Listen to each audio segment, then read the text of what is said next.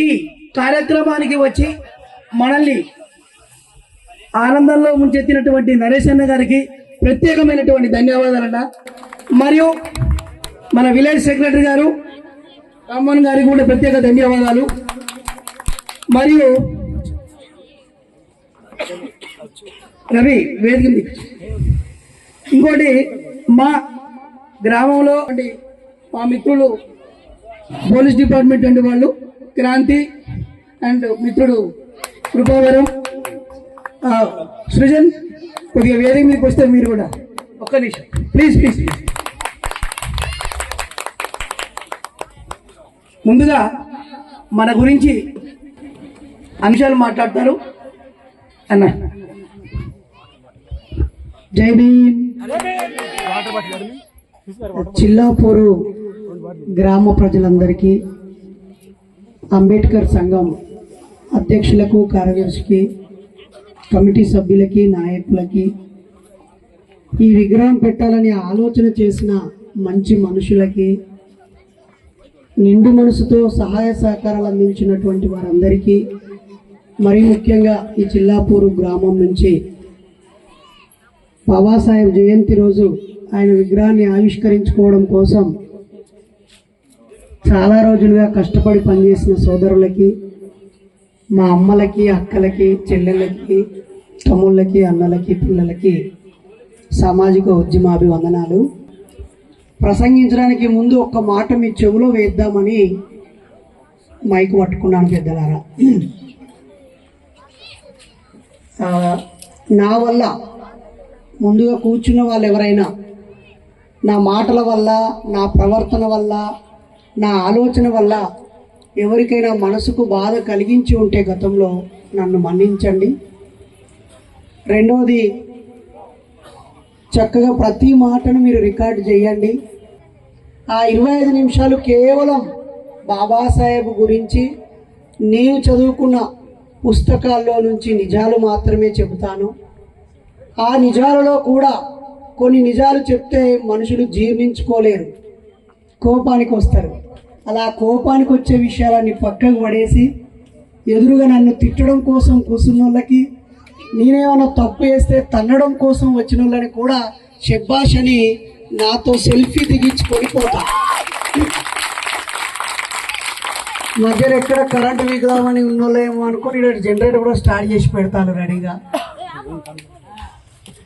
ఎన్ని అవరోధాలు సృష్టించినా నేను వీడికి మీ బిడ్డగా వచ్చింది, నేను చదువుకున్న మంచి మాటలని మీకు అందరికీ అందించి, ఈ కొడుకు మంచోడు, మంచోనే తీసుకొచ్చిర్రు మా వాళ్ళు, ఆ మాట్లాడినోడు అక్కలు ముక్కలు మాట్లాడలేదు, ఎవరినో రెచ్చగొట్టలేదు, ఇంకెవరినో బాధ పెట్టలేదు, ఆయన నోట్లకెళ్ళి వచ్చిన ప్రతి మాట మంచిగున్నది, ఇసొంటోళ్ళను ఏరుకొని తీసుకొని రాండి అని మీరందరూ అనేటట్టు నేను మాట్లాడతా.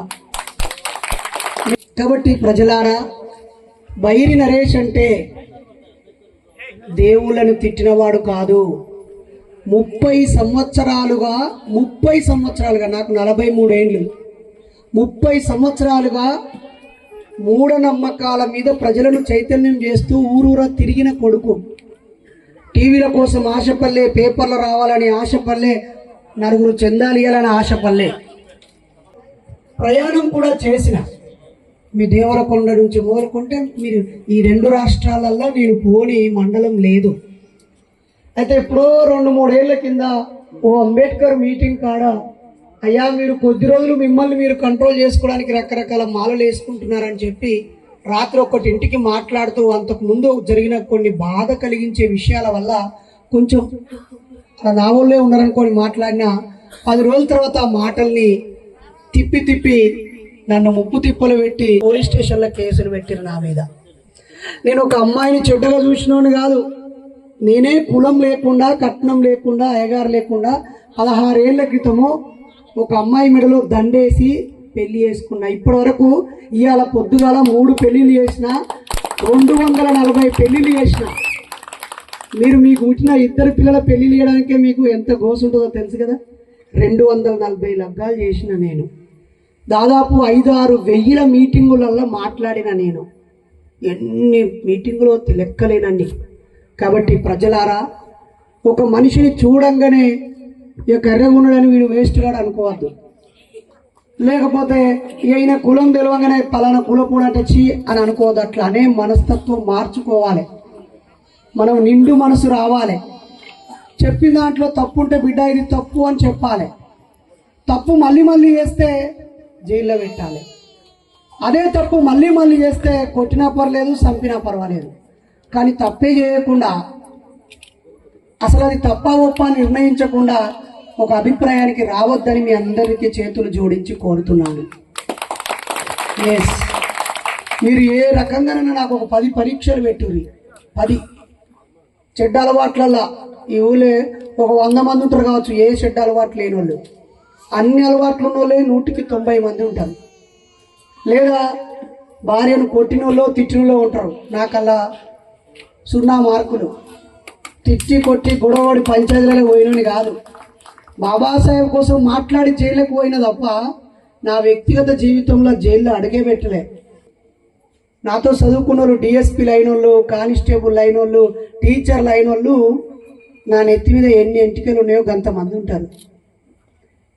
అయినా నేను ఏ రోజు చట్టాన్ని నా చేతిలోకి తీసుకోలేదు. అయినా ఒకరిని బాధ పెట్టి సంతోషపడితే అది సంతోషం అవుతుందా? అందరినీ మెప్పించి సంతోషపడితే అది సంతోషం అవుతుంది. మన మాటలు 10 కాలాలు గుర్తుండి, అరే అమ్మ బొమ్మ పెట్టుడు కాదురా, ఆ రోజు ఒక ఆయన వచ్చిండు, పొడుగున్నాడు, కర్రం చేసుకున్నాడు, ఎర్ర సంచి జబ్బకేసుకున్నాడు, వాడు మాట్లాడిన ఒక్కొక్క మాట మాకు ఇట్లా గుచ్చినట్టయి, మా మెదడు కడిగినట్టయి, మాకు దిల్ ఖుషి అయింది, మంచిగా చెప్పిండు అని గుర్తుండాలి.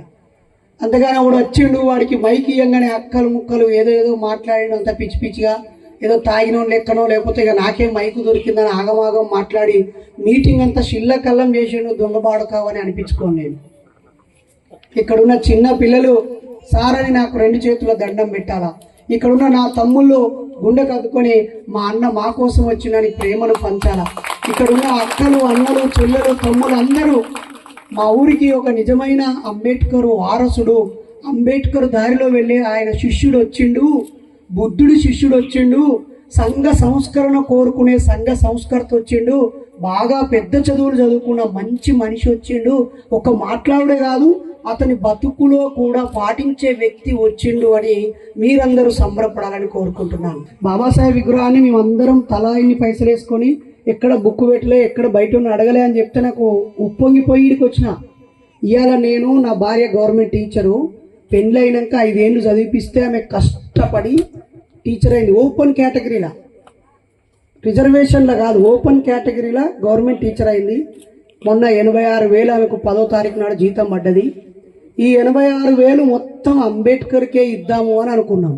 అనుకొని ఇవాళ పొద్దుగాల 6 గంటలకు 1000 మందితోటి పెద్ద అంబేద్కర్ బొమ్మ కాడ పెద్ద మీటింగ్ పెట్టి అందరికీ మజ్జిగ ప్యాకెట్ల కాంచెలి, ఉప్మా దాకా, బాబాసాహెబ్ ఫోటోల కానుంచెలి, కండువల దాకా, అందరికీ జోబు బ్యాడ్జీలు, ఐడీల దాకా అన్ని ఖర్చులు నేను నా భార్య ఇద్దరమే పెట్టినాము. అంటే ఈ నెలల నేను నా భార్య కలిసి 86,000 రూపాయలు అంబేద్కర్ గారి కోసం ఇచ్చినోళ్ళం. మేము అడుక్కునేటోళ్ళం కాదు, మేము ఇచ్చేటోళ్ళం, త్యాగం చేసేటోళ్ళం, ఉత్త మాటలు చెప్పేటోళ్ళం కాదు, బతికి చూపించేటోళ్ళం, ఎట్లా బతకాలో నేర్పించేటోళ్ళం. అలాంటి మమ్మల్ని సమాజంలో ఉన్న చెత్త కడగడానికి చీపురు గట్ట పట్టుకొని 24 గంటలు ప్రయాణం చేస్తూ ఊడ్చుకుంటూ పోయే మమ్మల్ని చెడ్డవాళ్ళుగా అర్థం చేసుకుంటే ఎట్లా? ఎవరి సొమ్ము తిన్నాం, ఎవరిని బాధ పెట్టినాం? రారి ఒకసారి ఇంటికి వచ్చి చూడండి, ఇంటికి తాళం ఉండదు. మా ఇంటికి ప్రతిరోజు 5 మంది 10 మంది వస్తూనే ఉంటారు. కాబట్టి ప్రజలారా, ఎప్పుడైనా ఒక మనిషిని అపార్థం చేసుకోవడం చాలా ఈజీ, కానీ అర్థం చేసుకోవడం కష్టం. అపార్థం చేసుకోవద్దని కోరుతూ, బాబాసాహెబ్ అంబేద్కర్ కూడా మనకు ఒక 10 ఏళ్ల క్రితం నుంచే, ఒక 10 ఏళ్ళు 20 ఏళ్ళ నుంచే అంబేద్కర్ గారు తెలుసు. అంతకుముందు అంబేద్కర్ గారి పుస్తకాలు మనకు తెలుగులో రాలే, పూలే పుస్తకాలు తెలుగులో రాలే. అప్పటికి ఫేస్బుక్, యూట్యూబ్, వాట్సాప్ లేదు కాబట్టి ఈయన హరిజనుడు, ఈయన ఎస్సీ వాళ్ళ కోసం మాలమాదిగల కోసం ఏదో చేసిండట, ఈయన రిజర్వేషన్ ఇచ్చిండట అని ఒక పుస్తకముల సగం పేజీలు ఆయన గురించి రాసి ఇడిచిపెట్టారు. ఈయన హరిజనుల కోసం కృషి చేశాను, రాజ్యాంగ ముసాయిదా కమిటీ చైర్మన్గా ఉండేను, ఇతను అస్పృశ్యత అంటరానితనంపై పనిచేసిన 4 వాక్యాలు రాసి ఇడిచిపెట్టారు. కానీ ఎప్పుడైతే మనకు యూట్యూబ్ వచ్చిందో, ఫేస్బుక్ వచ్చిందో, వాట్సాప్ వచ్చిందో, టీవీలు రేడియోలు అన్నీ వచ్చినాక మనోళ్ళందరూ ఆయన రాసిన పుస్తకాలన్నీ చదివి చదివి చదివి చదివి అందరికి అర్థమయ్యేటట్టు చెప్పడం వల్ల ఓహో ఈరోజు నేను ఇలా మంచి పంజాబీ డ్రెస్ వేసుకున్నా, పట్టు చీర కట్టుకున్నా, బంగారం పెట్టుకున్నా, ప్యాంట్ షర్ట్ వేసుకున్నా, టోపీ పెట్టుకున్నా, కండువా పెట్టుకున్నా, బూట్లు వేసుకున్నా, కుర్చీ మీద కూర్చున్నా, ఇంట్లో ఇంత మంచిగా ఉన్నా అంటే ఇది నా కష్టం అనుకుంటానా? కాదు కాదు కాదు, ఆయన కష్టం పడి మేమందరం సమానం అనేటువంటి హక్కులు ఇచ్చిండు కాబట్టే మేము ఈరోజు బతుకుతున్నామని అర్థమైంది కాబట్టి ఇప్పుడు ఒక్కొక్కరు అన్ని ఊళ్ళలో విగ్రహాలు పెడతా అంటే కొంతమంది పెద్ద మనుషులు ఏం చేస్తున్నారు, అరే ఈ ఊళ్ళో ఎస్సీలు ఎంతమంది ఉన్నారా, చలో ఒక విగ్రహం పెడితే వీళ్ళందరూ మనకు ఓట్లు ఎత్తారా, లేకపోతే ఇలా ఎవడన్నా మంచిగా తాయేటోడా 4 బాటిల్ ఇస్తే గుంపులు పట్టుకొస్తారా అని వాడు విగ్రహాన్ని పెట్టి విగ్రహదాత అని వాడి పేరు రాపించుకొని ఈ ఓట్లన్నీ మలిపించుకొని ఏదో కథలు పడతా ఉన్నాడు. అట్లా కాకుండా ఇక్కడ అరే బాబు మేము మా తలను తాకట్టు పెట్టము, మా చేతులు కట్టుకొని మీ కాళ్ళ దగ్గర నించొని అడుక్కోము, మీరు రాగానే కుర్చీలేసి మేము నించోము, ఇది బాజాప్తుగా మా రెక్కల కష్టంతో మేమే పెట్టుకుంటాము అని ఒక కసితో పెట్టిన విగ్రహం ఇది. నేను ఇప్పటివరకు జైలుకు వెళ్ళక ముందు ఒక 500 విగ్రహాలను ఈ చేతులతో ఆవిష్కరించి ఉంటా. ఈ చేతులతో నేను ఆవిష్కరిస్తున్నానంటే నేను బాగా ఎత్తు పొడుగు గొప్పోన్నని కాదు, ఏతులు ఏం అక్కర్లేదు, నాకు భయం అవుతూ ఉంటుంది. ఈ చేతులతో ఆయన మీద ఉన్నటువంటి ఆ నీలి కండువాన్ని తీస్తున్నాను, ఈ చేతులకు మట్టి అంటొద్దు, ఈ శరీరానికి కలుషితం అంటొద్దు. రేపు నేను ఎక్కడైనా ఒక తప్పుగా చూపు చూసినా, తప్పుగా మాట మాట్లాడినా, తప్పుడు పని చేసినా ఒరే ఈ నీచుడారా మన ఊళ్ళో విగ్రహాన్ని ఓపెన్ చేసింది అని జనం తిట్టుకోవద్దు. అందుకే విగ్రహాన్ని ఆవిష్కరించిన ప్రతిసారి నన్ను నేను 4 సార్లు స్నానం చేస్తా. నా ఒంటి మీద మట్టి పోగొట్టే నీళ్ళతో స్నానం కాదు, ఆయన రాసిన పుస్తకాలను చదువుతూ జ్ఞానంతో స్నానం చేస్తా. ఉత్తమంగా ఎట్లా మాట్లాడాలి, మా ప్రజలకు అర్థమయ్యేటట్టు ఇంకెట్లా మాట్లాడాలి, ఇంకా అరటిపండు ఒలిసినట్టుగా వాళ్ళ నోట్లో పెట్టినట్టుగా ఎట్లా మాట్లాడాలి, నన్ను నేను ఇంకా మంచిగా ఎట్లా తయారు చేసుకోవాలని రోజు కష్టపడుతూనే ఉంటాం ప్రజలారా. ఎస్, ఈరోజు ఏప్రిల్ 14 ఆంధ్రప్రదేశ్ తెలంగాణ 2 రాష్ట్రాలలో దాదాపు ఒక 100 దిక్కుల అంబేద్కర్ విగ్రహాలను ఆవిష్కరించి ఉంటారు. 100 దిక్కుల. కానీ ఆ 100 విగ్రహాలలో 90 విగ్రహాలు రేపు సర్పంచ్, ఎంపీటీసీ, జెడ్పీటీసీ ఎన్నికలు వస్తాయని చెప్పి ఎవరో ఒకరు పెట్టినవి ఉంటాయి. అందులో 10 మాత్రమే ఇట్లా కష్టపడి సొంతంగా పెట్టుకున్నాయి ఉంటాయి. ఆ ఆవిష్కరించిన మనుషులు, నేను తప్పు పట్టట్లేదు, వాళ్ళు మంచోళ్ళే. ఆ ఆవిష్కరించిన మనుషులు ఈరోజు తన మెడలో ఏ పార్టీ కండువా వేసుకొని ఆవిష్కరించిండో రేపు ఏడాది తర్వాత మల్లిడికి దండేసేటప్పుడు ఏ కండువాతో వస్తాడో ఆయనకు తెలియదు, ఈయనకు తెలియదు. కానీ బైరి నరేష్ ఈరోజు 43 ఏళ్ల వయసు, ఇప్పుడు ఈ బ్లాక్ షర్ట్తో ఉన్నాడు. ఇంకో 20 ఏళ్ళ తర్వాత కూడా ఇదే బ్లాక్ షర్ట్తో ఉంటాడు. ఏ పార్టీకి తల వంచడు, ఏ పార్టీకి గులాంగిరిగా మారడు. ఎక్కడ కులం పేరుతో అన్యాయం జరిగినా, మతం పేరుతో దుర్మార్గం జరిగినా, మానవత్వం మంటగలిసిన, చిన్న పసి హృదయాలను గాయం చేసిన, వృద్ధుల హృదయాలను చిత్రం చేసిన, ఎక్కడ వనరులు దోపిడీకి గురైనా, ఎక్కడ అన్యాయం అక్రమం జరిగినా కులాలకు అతీతంగా, మతాలకు అతీతంగా, పార్టీలకు అతీతంగా స్పందించడంలో మీ తమ్ముడిగా, మీ సోదరుడుగా నేను కంపల్సరీ ఉంటా. నాకేం పెద్దగా ఆశ లేవు.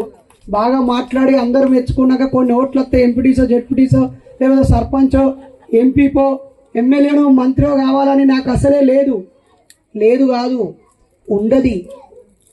ఎందుకంటే బాబాసాహెబ్, బుద్ధుణ్ణి, పూలేను, సంఘ సంస్కర్తలను చదివినాక ఈ సమాజాన్ని ఎట్లా మార్చాలా, ఎట్లా ఆలోచింపజేయాలనే ఆలోచన ఉంటుంది తప్ప నాకు నేను ఎదగాలని అనుకున్నట్లయితే ఒకవేళ ప్రశాంతంగా నా భార్యకు వచ్చే జీతం చాలు. మీకు ఇంకొక మాట చెప్తా, మా భార్య ఈరోజు అంబేద్కర్ దగ్గర ఏమని ప్రతిజ్ఞ చేసిందో తెలుసా అక్కలారా?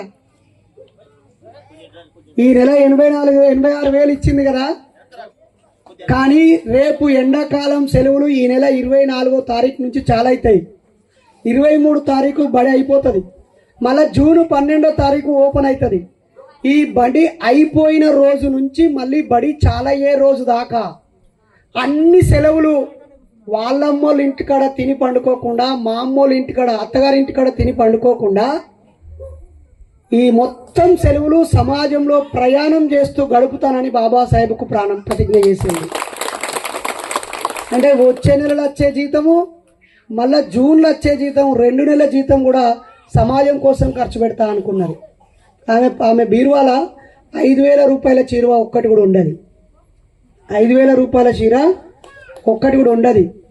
కానీ ఆమె ఫోన్లో పిల్లలకు పుస్తకాలు కొనిచ్చినాయి, బట్టలు కొనిచ్చినాయి, పెన్నులు కొనిచ్చినాయి, ప్యాడ్లు కొనిచ్చినాయి, ఫీజులు కట్టినాయి, గిన్ని ఫోటోలు ఉంటాయి. ఆమెకు ఆ కోరిక అలా పుట్టింది. బుద్ధుడి గురించి, పూలే గురించి, సావిత్రిబాయి గురించి, మాతా రమాబాయి గురించి మొత్తం చదివినాక, పుస్తకాలు చూసినాక ఆమెను పట్టుకొని పోయినా నేను. ఈ బాబాసాహెబ్ పుట్టిన కాడికి పోయినా, ఈయన నాగపూర్లో దీక్షభూమిలో బౌద్ధం స్వీకరించిన చోటికి తీసుకుపోయినా, ఈయన గురువు అయినటువంటి పూలే దంపతులు బతికిన పూణేకు పోయి అక్కడ ఆ పూలే వాళ్ళు బతికిన ఇల్లు చూపించిన, ఆయన సమాధి చూపించిన, మాతా రమాబాయి సమాధి చూపించిన, ఈయన చచ్చిపోయినప్పుడు దాదర్లో బొంద పెట్టిర్రు, ఆ బొందను చూపించి బుజ్జి మనం చచ్చిపోయే లోపు వీలైనంత మంది మనుషుల ప్రేమను సంపాదించుదాము అని చెప్పిన. కాబట్టి ఈరోజు నేను నా భార్య గురించి గొప్పలా అనుకోకండి, చెప్పడం అవసరంగా చెప్తున్నా. కాబట్టి ప్రజలారా, నేను నా భార్య ఇద్దరం కలిసి మూఢనమ్మకాలు పోవాలని ఒక్క అంశం మీద పనిచేస్తున్నాం గంతే. వాటి వల్ల ప్రజలు ప్రాణాలు కోల్పోతున్నారు. 3 రోజుల క్రితం భారతి అనే ఆమెకు ఉరిశిక్ష వేసింది కోర్టు. భారతి అనే ఆవిడకు నల్లగొండ జిల్లా గతంలో, ఇప్పుడు సూర్యాపేట జిల్లా మోతే మండలము చిన్న మంగలిపాడు గ్రామంలో భారతి అనే ఆవిడ తన 7 నెలల బిడ్డను కర్ర కోసింది, శివుడు కోయమన్నాడని చెప్పింది. ఆమెకు మొన్న ఉరిశిక్ష వేసిండు. అలాంటి నమ్మకాలు ఈ చుట్టుపక్కల మఠంపల్లి దగ్గర ఒక మంత్రాల పేరుతో ఒక మనిషిని చంపేసిండు. మొన్న దేవరకొండ దగ్గర కూడా ఒక మతిస్థిమిత లేని వ్యక్తిని ఏడాది క్రితము కాళికా బొమ్మ దగ్గర మనిషి తల నరికేసి పెట్టిళ్ళు. ఆ పక్కపొంటి డిండి దగ్గర ఒక ఊరిలో మంత్రాల పేరుతో ఇల్లులు కాలిపోతున్నాయంటే వచ్చినాము. ఆ నాగర్ కర్నూలు, అచ్చంపేట, లింగాల, మన్ననూరు ఎన్ని ఊర్లు తిరిగినామో మేము. మీ నల్గొండలో నోముల అనే ఊరిలో మంత్రాల పేరుతో ఒక మనిషిని కొట్టి చంపబోతే అతన్ని కాపాడడం కోసం పరిగెత్తుకుంటూ వచ్చినాం. మొన్న మేము పెళ్లి చేసిన అనూష అనే అమ్మాయిని వడ్డెరకులం అమ్మాయి మాదిగ అబ్బాయికి ఇచ్చి పెళ్లి చేస్తే హాస్పిటల్కి పోతే ఆమెను ఎత్తుకొని పోయారు. డీజీపీ గారితో మాట్లాడి ఆమెను ప్రాణాలతో పట్టుకొచ్చి ఇచ్చినాం. ఇక్కడ ప్రణయ్ని చంపేస్తే మేము 150 మంది మేము నల్ల సొక్కాలు వేసుకొని వచ్చినాం. పెద్ద నల్ల జెండాలు పట్టుకొని మీకు ఆ వీడియో చూస్తే కనిపిస్తాం మేము నల్ల చొక్కాలు వేసుకొని. కాబట్టి ప్రజలారా, రాజకీయాలు ఒక్క అంశమే కాదు. ఏదో ఎన్నికల ముందు నెల రోజులు 2 నెలలు ఈ పార్టీ వాళ్ళు ఇటు, ఆ పార్టీ వాళ్ళు అటు ఏదో ఒకటి చెప్తారు, ఓట్లు ఎత్తారు, అది పక్క పెడదాం. అది పెద్ద విషయం, మనం అటు మాట్లాడుకోవద్దు. దానికంటే పెద్ద విషయం ఉన్నది ఇక్కడ. మన బతుకులను ప్రభావితం చేస్తున్న విషయాల గురించి మనం మాట్లాడుకోవాలి. మన చదువులు, మన పిల్లల చదువుల గురించి మాట్లాడుకోవాలి. మన అవ్వ అయ్య, మన అన్న తమ్ముడు ఆత్మహత్యలు చేసుకుంటున్నారు, వాటి గురించి మనం మాట్లాడుకోవాలి. మానవ సంబంధాలు దెబ్బతిని గొడవలు పెట్టుకుంటున్నారు, కలిసిమెలిసి బతుకుతలేరు. సౌభ్రాతృత్వము అని రాసిండు బాబాసాహెబ్ భారత రాజ్యాంగంలో. సౌభ్రాతృత్వము భూతద్దం పెట్టి చూసినా దొరికేటట్టు లేదు. మానవతా విలువలు అని రాసిండు.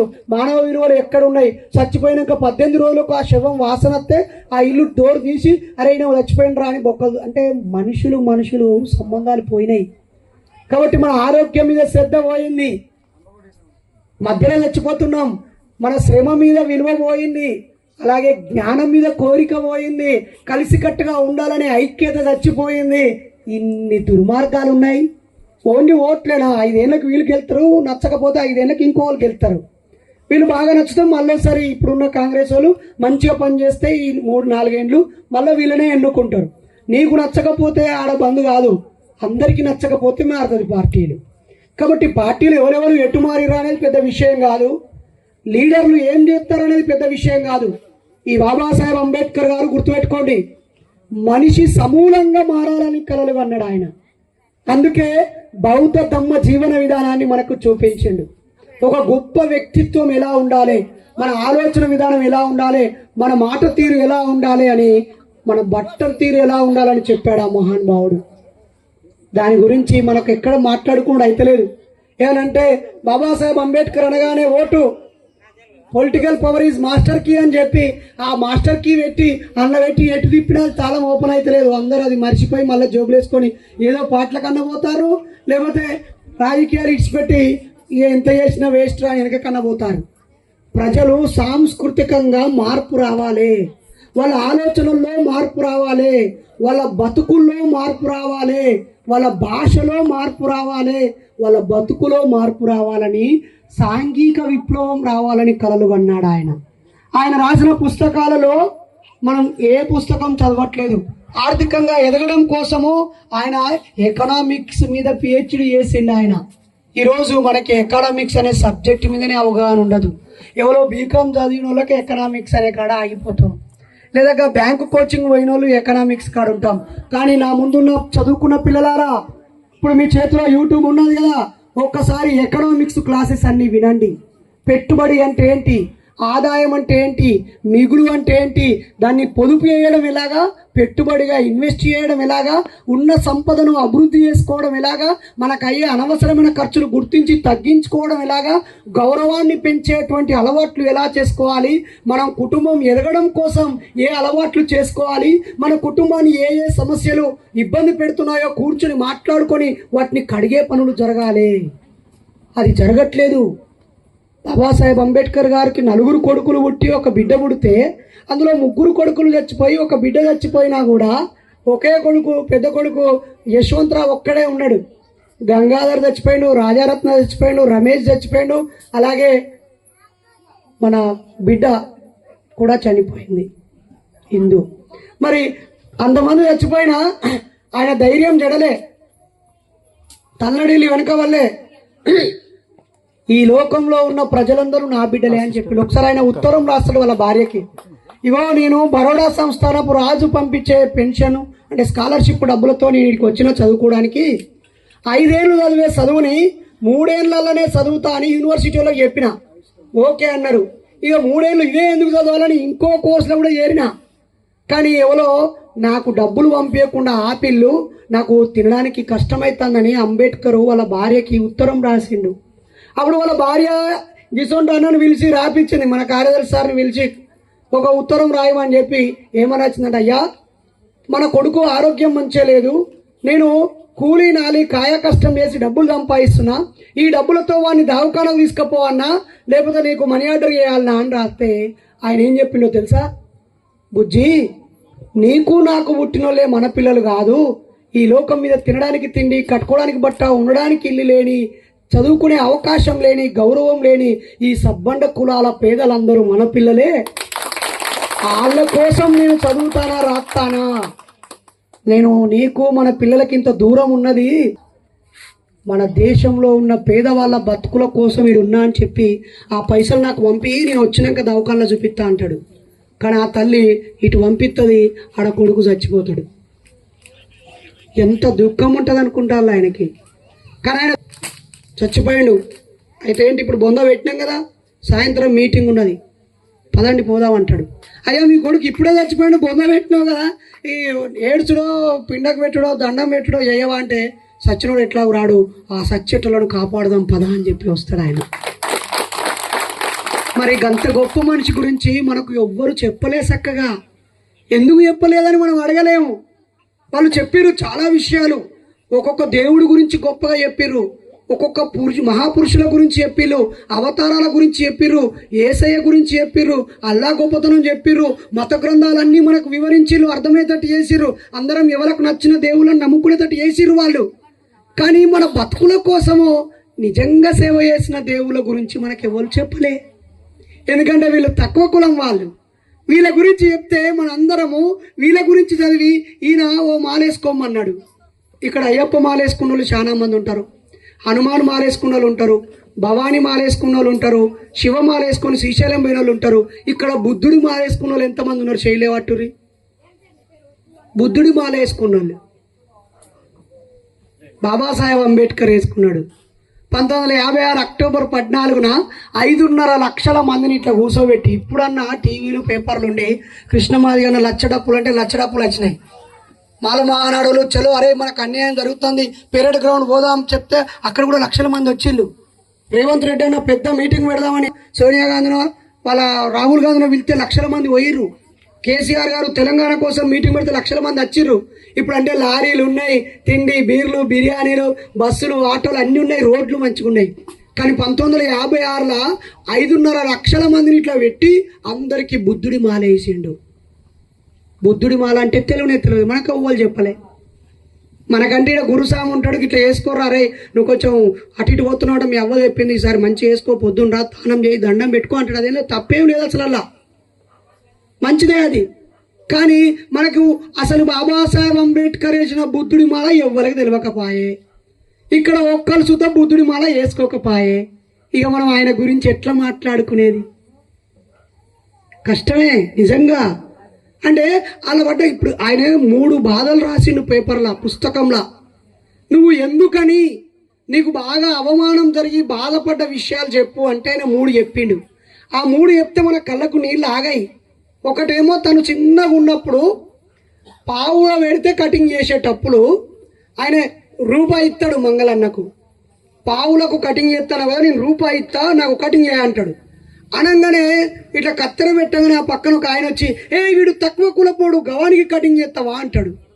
అనగానే ఆయన రూపాయి ఆయన ముఖం మీద కొట్టి చి తక్కువ కులమోడా నీకు కటింగ్ చేయాలా, అవసరమైతే బర్రెకు ఎత్తా ఈ కుక్కకు ఎత్తా కానీ నీకు వేయపో అని ఇట్లా కాలుతోడు దంతాడు. ఆయన ఏడ్చుకుంటుంటే వాళ్ళ అక్క ఆయనకు కటింగ్ చేస్తుంది. అంటే చిన్న మనసుల ఆయన గుండెల మీద ఎంత బాధ ఉండాలి. రెండోసారి కొంచెం ఇంతంత పెద్దగా అయినాక వాళ్ళ బాబు చెరువు కట్టలు తవ్వించే పనిలో ఉన్నప్పుడు ఈయన సతారాకు పోతున్నప్పుడు ఎడ్ల బండిలా ఆ రోజు ఇప్పుడు ఆటోకు 20 రూపాయలు ఉంటాయి కదా, మనం దేవరకొండ పోవాలంటే 20 రూపాయలు కాదు నేను 50 రూపాయలు ఇస్తా అని చెప్పి ఆయన బండి మీద గుర్రం బండి మీద కూర్చుంటాడు. కొంచెం దూరం పోయినాక ఆయన ఎర్రగా ఉంటాడు, సూటు బూట్ వేసుకుంటాడు. ఈయన కొంచెం దూరం పోయినాక ఆ రైల్వే గేట్ కింద పోయినాక మీరేం కులం వాళ్ళు అనగానే ఈయన చెప్తాడు మేము మాలోళ్ళం మాదిగొల్లం అని చెప్పగానే వచ్చి నా గుర్రం బండి మీద కూర్చుండి ముట్టుకొని అంతా మైలపడ్డదని చెప్పి ఆయనను మెడలు పట్టి ఇట్లా కిందికి నూకెత్తాడు. ఇట్లా కిందికైనా నూకెత్తాడు. అరే నీ 20 రూపాయలకు బదులు నేను 50 రూపాయలు ఇచ్చిన కదా అంటే నీ 50 కాదు నీకు 100 నీకు ఇస్తా, తక్కువ కూడపోడా నువ్వు వచ్చి నా ఎడ్ల బండ్లా నా గుర్ర బండ్లా కూర్చుంటే రేపు ఇంకోడు కూర్చుంటారా నా బండ్లే అని చెప్పి ఆయనను మధ్యలో ఇడిచిపెట్టి వాడు వెనుకకు పోతాడు. నడుచుకుంటా కాళ్ళకు పొక్కులు వస్తాయి ఆయనకి. ఇవి అయిపోయినాక పెద్ద కలెక్టర్ లాంటి ఉద్యోగం వస్తుంది బరోడా సంస్థానంలో. ఆయన కలెక్టర్ లాంటి ఉద్యోగం చేసుకుంటూ ఆయనకి పోతాడు. పోయినాక ఆ రాజు ఏమంటాడు ఎవరికైనా, అయ్యా మీకు రూమ్ ఇవ్వని అడుగుతాడు. ఆయన రూమ్ ఇవ్వమంటే ఆ రూమ్ ఇవ్వడానికి ఎవ్వరు ముంగటికి రారు. రాకపోతే ఈయన ఏం చేస్తాడంటే దొంగ వేషంలా ఒక పార్సీ వాళ్ళ ఇంటికి పోయి సూటు బూటు పెట్టుకొని ఇల్లు కిరాయి తీసుకుంటాడు. ఇప్పుడు కూడా మనకు హైదరాబాద్లో పలానా కులం వాళ్ళకే రూములు ఇస్తా అంటారు తెలుసా, నిజం. ఇప్పటి కూడా ఉన్నాయి అవి కులాలు. అయితే ఏకంగా ఆయన రెంట్ 10,000 కిరాయిని 20,000 ఇస్తాడు. కిరాయి డబ్బులు ఫస్ట్ ఇస్తాడు 20,000, 10,000 కాదు ఫస్ట్ 20,000 ఇస్తాడు. ఇచ్చినాక ఓ రోజు రాత్రి ఈయన స్నానం చేసి వస్తుంటే ఈయన మెడకు జంజరం దారం ఉండదు. దారం ఉండకపోయేసరికి వాళ్ళు చూస్తారు, అనుమానపడతారు. ఈ విషయం ఆ విషయం రాజు దగ్గర ఆయన కలెక్టర్గా పనిచేస్తూ ఉంటారు. మన ఊళ్ళకి ఒక తక్కువ కులమోడు కలెక్టర్ వచ్చిండు, మరి వానికి రూమ్ కిరాయి ఎవరు ఇచ్చిర్రా అని ఎంక్వైరీ చేస్తారు. ఎంక్వైరీ చేస్తే ఈ పార్సీయాలు ఇస్తారు. వాళ్ళందరూ ఉరికొచ్చి ఒరే మీ ఇంట్లో ఉండేటోడు ఏమనుకుంటానో ఆడు తక్కువ కులపోడు వానికి ఎట్లా కిరాయికి ఇచ్చినావు అనగానే ఆయన సందుగా పెట్టే ఆయన పుస్తకాలు ఆయన బట్టలు ఆయన టోపీని తీసుకొని బయటేసి ఇల్లు ఖాళీ అయ్యమని తాళం వేసుకుంటారు. రాత్రి 11:30కి ఎటు పోవాలి చెప్పుల్లి. మళ్ళీ ఆయన చిన్న నౌకరు కాదు, ఆ రాజ్యంలోనే కలెక్టర్ అంతా, అంటే రాజుల కాలంలో కలెక్టర్ అంతా ఉద్యోగం అది. కలెక్టర్ అయినా కూడా ఆయనను పడేస్తారు. ఆయన బడిలోకి పోయినప్పుడు అవమానమే, ఒక ప్రొఫెసర్ అయి పాఠాలు చెప్పేటప్పుడు కుండలో నీళ్ళు తాగేటప్పుడు అవమానమే, లైబ్రరీలో కూర్చుంటే కూర్చి కూడా అవమానమే. ఇన్ని అవమానాలు పడ్డా కూడా అంబేద్కర్ ఏ రోజు కూడా అమ్మలారా అక్కలారా ఇన్ని బాధలు పెట్టినా ఆయన ఏ రోజు కూడా నన్ను బాధ పెట్టిన వాళ్ళు చెడ్డోళ్ళు అని వాళ్ళకు ద్రోహం చేయలే. అన్ని కులాలలో ఉన్న ఆడవాళ్ళకి సమానత్వాన్ని సాధించి పెట్టాడు బాబాసాహెబ్ అంబేద్కర్. తనకు కటింగ్ చేయని మంగళన్నలను ఎస్సీ రిజర్వేషన్ ఇచ్చిండు బాబాసాహెబ్ అంబేద్కర్. ఈ ఊళ్ళో మంగళన్నలు బీసీ కావచ్చు, మీరు ఒరిస్సాకు పోండి, బీహార్కు పోండి, అక్కడ వాళ్ళు ఎస్సీలలో ఉంటారు, తెలుసా మీకు? కాబట్టి బాబాసాహెబ్ అంబేద్కర్ ఏ రోజు దోపిడీ కులాల వాళ్ళకి కానీ, రెడ్డి వెలమ కమ్మ కాపు చౌదరి పటేన్లకు కానీ ఏ రోజు వీళ్ళు నన్ను బాధ పెట్టిరని వాళ్ళ మీద పగ పెంచుకోలే. నా దేశం మంచుకుండాలి, అన్నదమ్ముల లెక్క కలిసి ఉండాలి, సమానత్వం ఓటు ఉండాలని చెప్పి ఆయన అందరికీ హక్కులు రాసిండు. ఆయన నిద్ర పోకుండా చదివేటోడు ఆయన. ఈరోజు మన పిల్లల్ని చదివిస్తున్నామా? వాడు టీవీ చూస్తానా, సెల్ ఫోన్ చూస్తానని తిడతాను, కానీ మనం చదివితే వాళ్ళు చదువుతారు. చదువుకున్న తల్లిదండ్రులారా, మీరే చెడ్డవాళ్ళు. మీరు మీ భార్యను తిడుతూ ఉంటే మీ పిల్లలు చూసి వాళ్ళు అదే నేర్చుకుంటారు. మీరు సందు దొరికితే దావత్ చేసుకొని తాగితే వాళ్ళు అదే నేర్చుకుంటారు.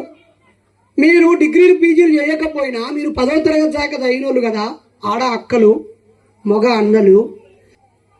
నీ కొడుకుల బిడ్డల కోసమే కదా నువ్వు ఒళ్ళంతా మంచి పని చేసేది, ఉద్యోగం చేసేది, ఆఫీస్కు పోయేది, మూటలు మోసేది, ఆ సిమెంట్ ఫ్యాక్టరీలో పనిచేసేది, లేకపోతే పొలంలో పనిచేసేది, కూలీ నాలి కాయా కష్టం గొడ్డు కష్టం చేసేది నీ పిల్లల కోసమే అయినప్పుడు, నీ పిల్లల కోసం రోజు 1 గంట సేపు సెల్లు పక్కకు పెట్టి, టీవీ పక్కకు పెట్టి 1 గంట సేపు నువ్వు కూడా పుస్తకం పట్టుకొని కూర్చుంటే ఏమవుతుంది నీకు? ఏమనంటే మా పోరడు చదువుతలేడు, మా అమ్మాయి చదువుతలేదు, టీవీ చూస్తుంది, సెల్ ఫోన్ చూస్తుంది, మరి నువ్వేం చూస్తున్నావు?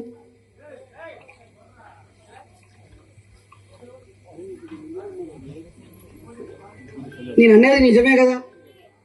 నీ పిల్లల కోసమే నువ్వు బతుకుతున్నావు, నువ్వు సంపాదించేది నీ పిల్లల కోసమే. మరి వాడు బాగా చదవాలంటే నువ్వు చదవాలి కదా. బాబాసాహెబ్ అంబేద్కర్ కోసము వాళ్ళ నాన్నగారు ఇంగ్లీష్ నేర్చుకున్నాడు, తెలుసా? ఇంగ్లీష్ నేర్చుకొని కొడుకు కూడా నేర్పించిండు ఆయనే. మరి మనం నేర్చుకుంటున్నామా? చక్కగా నాకు ఎట్లా రాదు, నువ్వు చదువురా అని ఊకే తాపుకొకసారి ముళ్ళు కట్టబెట్టి పొడిచినట్టు పొడుచుడే తప్ప కూర్చోబెట్టుకొని మంచిగా నువ్వు కూడా చదువుతూ వాడికి చదివిపిస్తే ఎంత మంచిగా ఉంటుంది. అంటే ఎక్కువ వచ్చిన వాళ్ళకి శాలువాలు కప్పాలి, డిగ్రీ ఫస్ట్ క్లాస్లో పాస్ అయిన వాళ్ళకి శాలువాలు కప్పి, యూనివర్సిటీలో సీట్లు వచ్చిన వాళ్ళకి శాలువాలు కప్పాలి. ఈ ఏడాది కాలంలో కష్టపడి గవర్నమెంట్ జాబ్ వచ్చినని స్పెషల్గా మనకి కిరీటం పెట్టి శాలువా కప్పాలిడా. ఈ ఏడాది కాలంలో వేరు కులాల పెళ్లిళ్ళు చేసుకున్న తీసుకొచ్చి ఇక్కడ, ఒరే మీ అత్తగారు లేరని బాధపడకురా, లేదా మీ అమ్మ నాన్న తిట్టిరని బాధపడకురా, మేమంతా చుట్టాలం రా, అంబేద్కర్ మీ బంధువురా అని చెప్పి కులాంతర పెళ్లిళ్ళు చేసుకున్న వాళ్ళని ఇక్కడ అభినందించాలి. వచ్చే సంవత్సరం లోపు ఒక్కొక్కరు 4 ఉపాధినిచ్చే స్థాయిలో ఎవరు ఎదుగుతే వాళ్ళని కూడా సన్మానించాలి. ఉద్యోగమే ప్రధానం కాదు, 4 ఉపాధినిచ్చే ఒక టిఫిన్ సెంటర్ పెట్టుకొని 4 పని మనుషులను పెట్టుకుంటాడు, ఒక సాఫ్ట్వేర్ కంపెనీ పెట్టి 10 మందికి ఉద్యోగం ఇస్తాడు, లేదా ఒక మ్యానుఫ్యాక్చరింగ్ చిన్న యూనిట్ పెట్టుకొని 10 మందికి ఉద్యోగం ఇస్తాడు. అలాంటి వాడిని కూడా తీసుకొచ్చి సన్మానం చేయాలి. మన అభివృద్ధి కనిపించాలి. బాబాసాహెబ్ అంబేద్కర్ కాడ చిన్నగా ఉన్నా మంచిదే, అంబేద్కర్ చిన్నగా ఉన్నా మంచిదే, కానీ మీ గుండెలలో పెద్దగా ఉండాలి. మీ బతుకుల ప్రతిబింబించాలి, మీ బతుకుల ఆయన కనిపించాలి, ఈయన ఆవరించాలి. మీకు ఇప్పుడు పూనకోవచ్చు అంటారు కదా, అట్ట మీరు జై భీమ్ హే ఇప్పుడు రే చైనవారా, అర్థమైందారా బిడ్డ, ఇది నేర్చుకున్నవారా అని చెప్పాలా. కాబట్టి దయచేసి దయచేసి దయచేసి ప్రజలారా, ఆయన కులం పోవాలన్నాడు, మనం కులం పోవాలనే ఆలోచన మనకు లేదు. ఎందుకంటే మనం పీడితులము, ఇంతకాలం అస్పృశ్యత అంటరానితనం అనుభవించిన వాళ్ళు మనం పోవాలంటాం, కానీ పోవాలని మనం అంటే కాదు, కిందున్న వాళ్ళు మనం అంటే ఉన్నది, మధ్యలో ఉన్న వాళ్ళు కాలేదు. పుస్తకం చదివి ప్రతి సంవత్సరం జనవరి 1వ తారీఖున ఆయన చచ్చిపోయేదాకా ప్రతి సంవత్సరం జనవరి 1వ తారీఖున మహారాష్ట్రలోని పూణేకి 25 కిలోమీటర్ల దూరంలో భీమా నది ఒడ్డున ఆ స్తూపం దగ్గరికి పోయి పూలు పెట్టి దండం పెట్టేటోడు బాబాసాహెబ్ అంబేద్కర్. ఆ రోజు తినుడు తాగుడు పండుడు చేసేటోడు కాదు, అందరినీ పిలిచారే, వీరుల చరిత్ర మనదిరా, తల వంచి బతికే వాళ్ళం కాదురా, మనం ఎదిరించి గెలిచిన వాళ్ళమురా అని చెప్పి అందరికీ స్ఫూర్తినిచ్చిండు. అందుకే రేపు జనవరి 1వ తేదీన మీరందరూ ఎక్కడెక్కడ ఉన్నా ఇక్కడికి వచ్చి విజయ దినోత్సవాన్ని జరపాలి. అది నిజమైన పండుగ, బాబాసాహెబ్ అంబేద్కర్ పండుగ. ఇక జనవరి అయిపోయినాక ఏముంటుందిగా, మళ్ళీ ఏప్రిల్ 14 ఉంటుంది. ఇక పుట్టినరోజు అంటే మనకు తెలిసిన ముచ్చటే. ఒక ఈ పుట్టినరోజు కాదు, అదే జనవరి 26వ తారీఖు భారత రాజ్యాంగం అమలు పొందిన రోజు. ఆయన ఆరోగ్యం పాడైనా కూడా రోజుకు 20 గంటల పాటు చదువుతూ రాస్తూ ఎదురుగా ఉన్న 100 మంది అడ్డకొచ్చని లేతంటే సమానత్వం ఉండాలిరా భయ్య అని వాదించిండు. ఈ హక్కులు ఉండాలిరా భయ్య అని రాసిండు. మహిళలకు తను ప్రెగ్నెంట్తో ఉంటుంది, ఆమెకు ఒక 6 నెలలు 8 నెలలు ఆమెకు కూర్చోబెట్టి కంటది కాబట్టి ఆమెకు జీతం ఇవ్వాలరా అని చెప్పిండు. ఆమెకు ప్రతి నెల 2 సెలవులు ఇవ్వాలరా అని చెప్పిండు. 8 గంటలకు ఎక్కువ పనిచేస్తే వీళ్ళు ఒళ్ళు హూనమైంది, 8 గంటలకే జీతం ఇవ్వాలి, ఆడవాళ్ళకి మగవాళ్ళకు సమానంగా జీతం ఇవ్వాలి అని చెప్పి అన్నిటికీ ఆన్సర్ ఇచ్చి ఇచ్చి ఇచ్చి ఇచ్చి ఆయన ఊపిరితిత్తులు ఖరాబైనాయి. ఆయన రక్త మాంసాలతో నిద్ర త్యాగం చేసి అనేక పుస్తకాలు చదివితే రాజ్యాంగం వచ్చింది. ఈరోజు కొంతమంది అవగాహన లేని అన్నలు తమ్ముళ్ళు రాజ్యాంగం ఆయన ఒక్కడు రాయలే అంటాను. ఏమో తీబాయి నిజమే ఆయన ఒక్కడు రాయలే, అందరు రాసిర్రు, ఈనాడు లైన్లో నించున్నాడు అని చెప్పిన. కానీ అసెంబ్లీ పార్లమెంటు సమావేశాలు జరిగేటప్పుడు, రాజ్యాంగ చర్చలు జరిగేటప్పుడు అన్నిటికీ సమాధానం చెప్పిన వ్యక్తి ఈయన. అప్పటికే 100 పుస్తకాలు రాసిన మహానుభావుడు ఇంకా రాయాల్సిన 50 పుస్తకాలు పక్కకు పెట్టి రాజ్యాంగం అనే పుస్తకం రాసిండు. అందుకే జనవరి 26వ తారీఖు అప్పుడు వర్షాకాలం ఏమి ఉండదు కాబట్టి ఇక్కడ జ్ఞానానికి సంబంధించిన పోటీలు నిర్వహించి పిల్లలు యువకులు కలిసి ఇక్కడ ఒక టెంట్ వేసుకొని 26 జనవరి అంటే చాక్లెట్లు పంచి పెడతారు, జనగణమన వాడుతాము, అయిపోతుంది, లడ్డూలు పెడతారు, తింటాము, అక్కడ గాంధీ తాత ఫోటో కాడ కొబ్బరికాయ కొడతారు, స్కూల్లో సప్పట్లు కొట్టచ్చుడు కాదు. అది బాబాసాహెబ్ పండుగ.